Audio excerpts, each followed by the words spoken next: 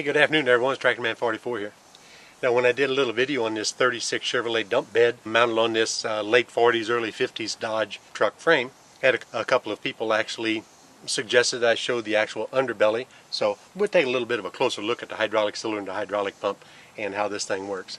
You can see through the series of universal joints that the power takeoff shaft comes through a carrier bearing and up and into the PTO input of the hydraulic pump assembly right here. It's just all one piece. Everything is totally self-contained. There's no reservoir except for the physical size of the actual cylinder itself. Now I don't have a tape measure with me, but that cylinder looks to be possibly as much as a 7-inch outside diameter, and it has about an 1.5 or 1.75 ram. The cylinder itself becomes a reservoir. There's going to be a void up here on the very top. Here's the fill port. If I was to lower this down, you would be able to see that the oil comes right up to the bottom of that fill port. Just as simple as can be. This portion right here, and also this part here, the whole upper part of the frame halves are all part of the original Chevrolet dump truck. What's below it, the whole area below it, is going to be the Dodge truck frame, and you can actually see the spring mounts still here, and there's another spring mount on the tail end back there, the other spring mount right here. Of course there was a lot of adaptation and stuff that they had to do back in the day. You can see this is all original. The cross members of the bed, the main frame of the bed, that's all original. The tailgate lever and the rod that goes back to the tailgate, though it's bent a number of times, it's still all original. The whole tailgate is all original. It's an Anthony bed, and actually works really quite well. Back on the farm, we always lacked new resources. Money did not grow on trees, didn't have a lot of anything, so they repaired things with what they had to repair with. Like for instance, if you see this weird looking thing right here, that's a piece of 3/8 plate steel, it looks like. You see two holes on either end.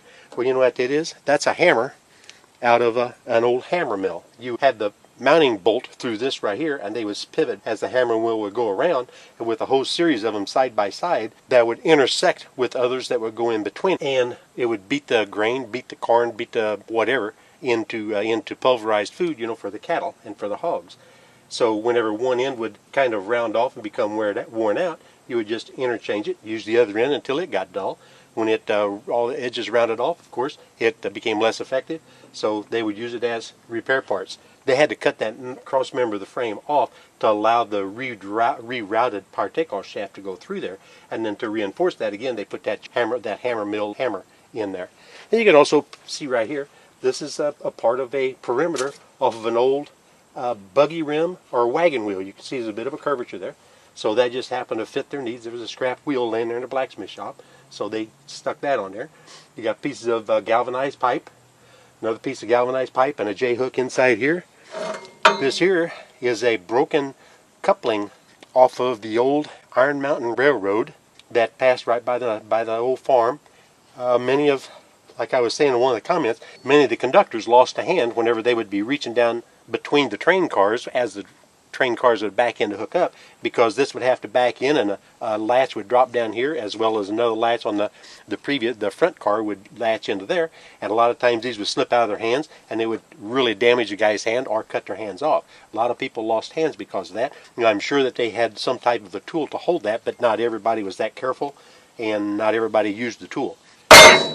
And of course, as you look down around the frame, the way they heated up and just bent everything in place.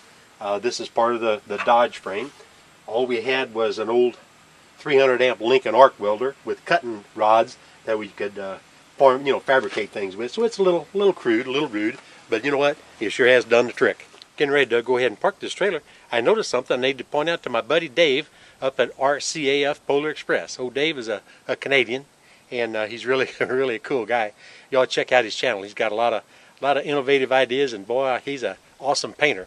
But he did something the other day in building a step for his deck, where he used some railroad flat iron that they actually used to use the railroad spikes to spike the railroad rails to, and then these flat irons actually sit on top of the railroad ties, and he's using that for supports to build him a nice steel step for his deck that's going to last forever. And I told him we use them all the time because we had the Missouri Pacific on one side of the farm and the Frisco on the other side of the farm. So we used railroad rails, we used railroad ties, we used flat irons, we used the spikes, we used everything we got, the debris off of the railroad, so to speak. And I was going to point out something on this old dump trailer. So Dave, if you take a look right down here. You're going to see one of those railroad plates underneath here, tying the axle and the spring perch on the axle to the frame on each side of this. That is an old railroad rail mounting plate. I don't even know what they call it.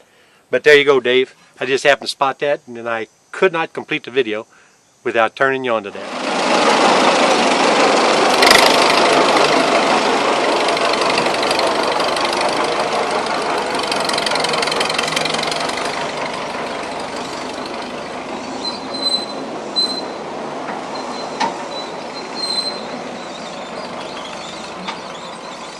This is Trackman 44, and I am out of here.